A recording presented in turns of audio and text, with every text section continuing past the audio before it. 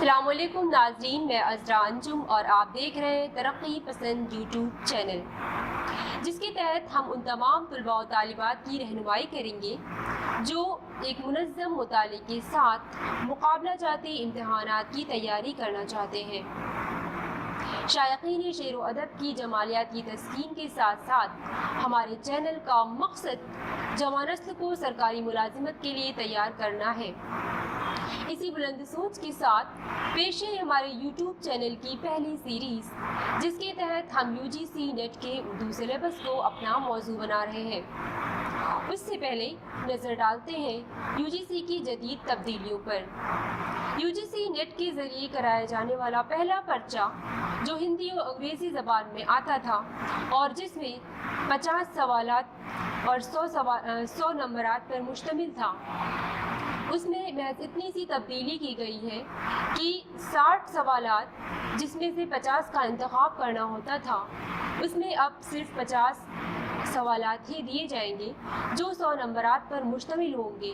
ہر سوال پر 2 نمبر دیے جائیں گے، مائنس مارکنگ کو نہیں رکھا گیا ہے۔ UGC نیٹ کے دوسرے انتخابی موضوع یعنی کہ UGC نیٹ کے اردو سلیبس میں اتنی تبدیلی ہوئی ہے کہ تیسرے پیپر کو ہٹا دیا گیا ہے اور اب محض ایک ہی پیپر ہوگا، یعنی پیپر سیکنڈ، جس کے تحت 100 سوالات دیے جائیں گے اور ہر سوال 2 نمبروں پر مشتمل ہوگا، یعنی 200 نمبر کا سیکنڈ پیپر ہوگا، جس کے لیے 2 گھنٹے کا وقت طلباء و طالبات کو دیا جائے گا۔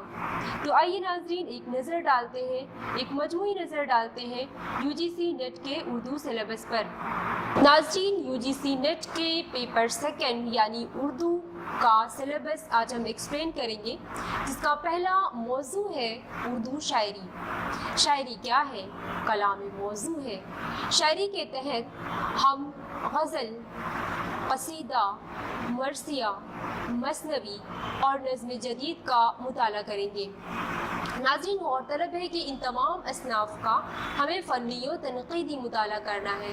فنی مطالعہ یعنی فن و فنکار کے متعلق مطالعہ، یعنی کیا لکھا گیا ہے اور کس زبان و انداز میں لکھا گیا ہے۔ اور تنقیدی مطالعہ یعنی وہ مطالعہ جس میں ہم یہ جانتے ہیں کہ ایک باشعور قاری پر اس کا کیا اثر ہوا یا اس فن پارے کے متعلق ناقدین نے کیا آراء قائم کی ہے۔ ناظرین، ہمارا دوسرا موضوع ہے اردو نثر۔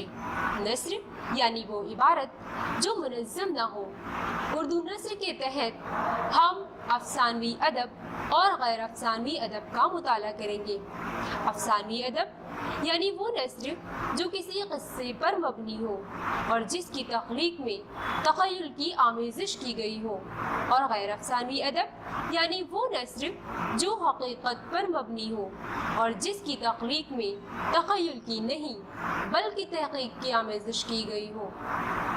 ناظرین، ہم افسانوی ادب کے تحت پڑھیں گے داستان، ناول، افسانہ اور ڈرامہ، اور ہم غیر افسانوی ادب کے تحت پڑھیں گے مضمون، انشائیہ، خطوط، خاکہ، سوانح اور خود نوشت۔ غور طلب ہے ناظرین کہ ہم تمام اصناف کا فنی و تنقیدی مطالعہ کریں گے۔ اس کے علاوہ نصاب میں شامل ہے تنقید، جس کے تحت مختلف تنقیدی نظریات کا مطالعہ کیا جائے گا۔ عملی تنقید، جس میں ہم اردو کے مختلف ناقدین کا مطالعہ کریں گے۔ نصاب میں شامل ہے تاریخ زبان اردو، جس میں اردو زبان کے متعلق علماء حضرات کے نظریات کا مطالعہ کیا جائے گا۔ دکنیات، جس میں دکن میں تخلیق کردہ لٹریچر پر تبصرہ کیا جائے گا۔ تحقیق، جس میں اردو کے اہم محققین اور ان کے تحقیقی کارنامے شامل ہیں۔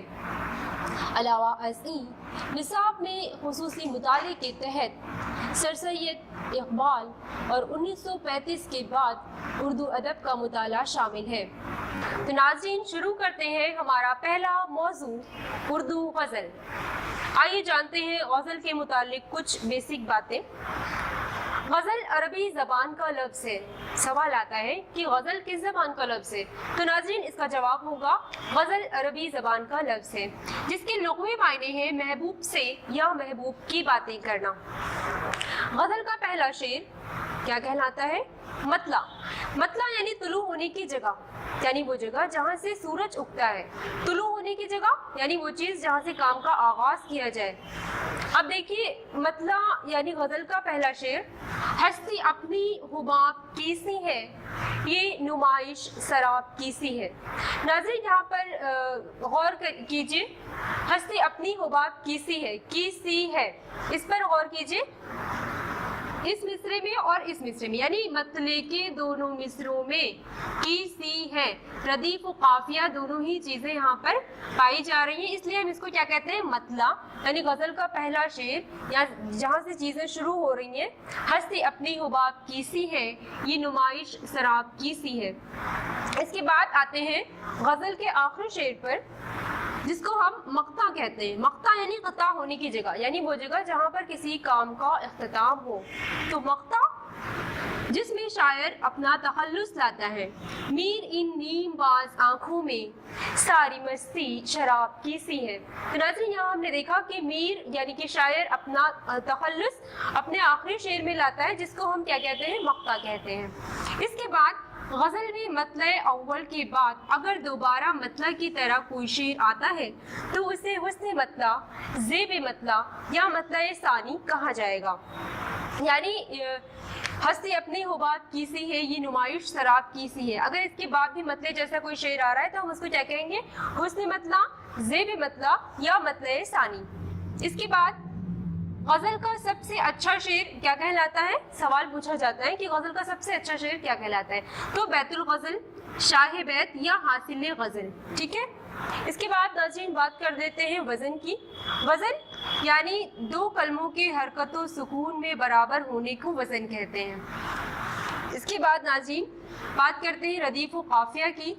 रदीफ यानी वो लफ्ज़ या अल्फाज का वो मजमुआ जिसे हर शेर के आखिर में दोहराया जाए। मसलन था मुश्त और हुस्न से उसके जो नूर था, था मुश्त और हुस्न से उसके जो नूर था, खुर्शीद में भी उसका ही जर्रा ज़हूर था।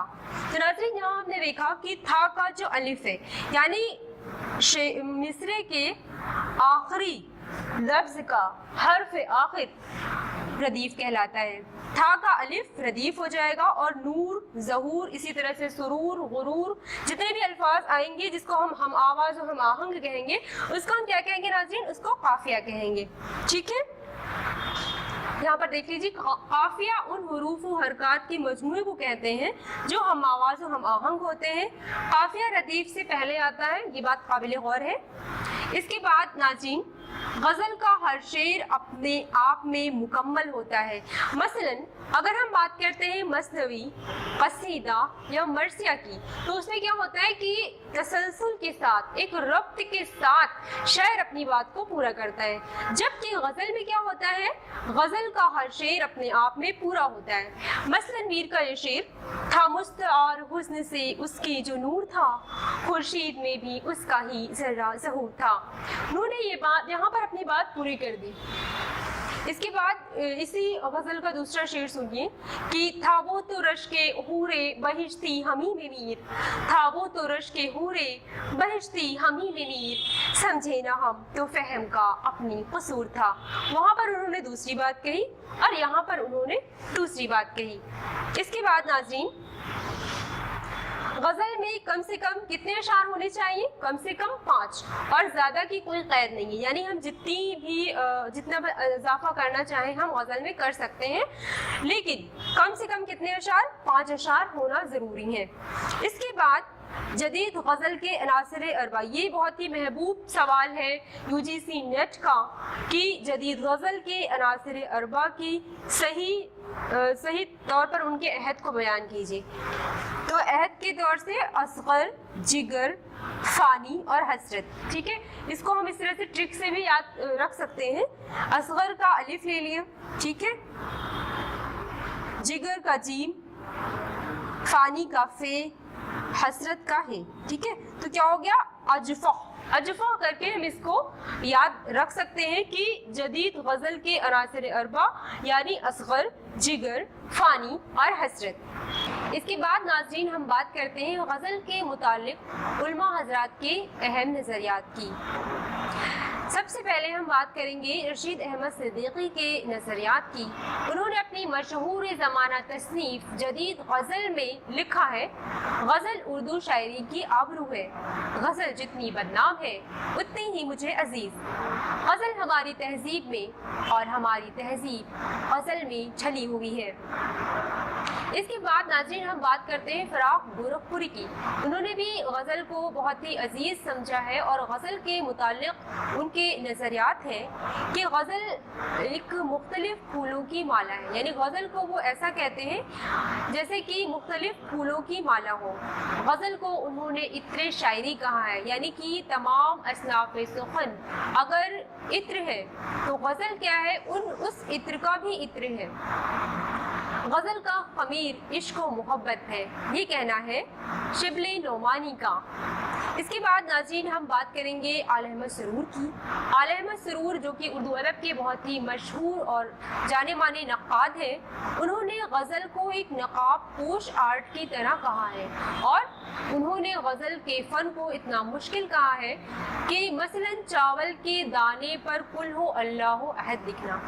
तो चावल पर कुल हो अल्लाह लिखने का फ़न गज़ल को किसने कहा है, ये सवाल अगर आपके नेट एग्ज़ाम में पूछा जाता है तो आपका जवाब होगा आल अहमद सरूर ने।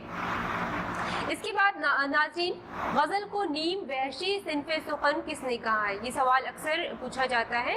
तो आपको बताते चलें कि कलीमुद्दीन अहमद ने गज़ल को नीम वहशी सिनफ़े सुखन कहा है। गज़ल की गर्दन बिला तकल्लुफ़ मार देनी चाहिए, ये नज़रिया है अज़मतुल्लाह खां का गज़ल के मुतालिक। गज़ल बेवक्त की रागनी है, ये बात किसने कही है। नाज़रीन अक्सर ये सवाल पूछा जाता है कि गज़ल को बेवक्त की रागनी किसने कहा, तो गज़ल को बेवक्त की रागनी कहा हाली ने, मौलाना अल्ताफ़ हुसैन हाली।